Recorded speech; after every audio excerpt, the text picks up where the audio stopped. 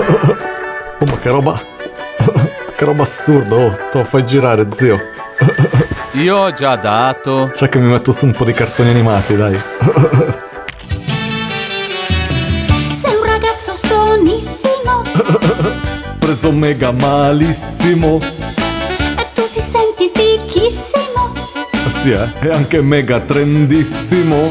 Senza astuzia né furbizia. Sono io. Sembri uno che si è preso l'itterizia. Giallo, dici. Pensi sempre a rollare e sempre meno a studiare. Sì, sono io. Occhi da fatto. Occhi da fatto.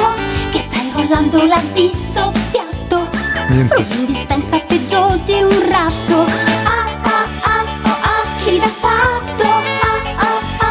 Occhi da fatto. Se non la pianti ti tiro un piatto. Sono solo i croccantini del gatto. Occhi da fatto, vieni qui, facciamo un patto. Oh, sta storia è troppo mega assurda. Oh, Patrizio, non so cosa che mi son fumato, C'è quella dei cartoni animati che mi parla. Ma la d'avena? Ma quella dei cartoni? Io non sento nessuno. Occhi da fatto. Occhi da fatto. Che stai rollando la di soppiatto. Frughi in dispensa peggio di un ratto. Occhi da fatto. Occhi da fatto. Se tu la smetti io ti prometto, sabato sera ti porto al grotto. Lo sballo vero e la gazzosa al bergamotto. Cioè, ma sei sicura? Eh sì, La gazzosa al bergamotto? la gazzosa al bergamotto.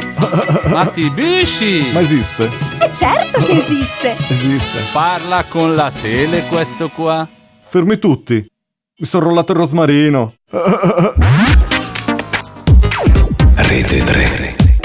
Non fumare il rosmarino, che poi accadono cose strane.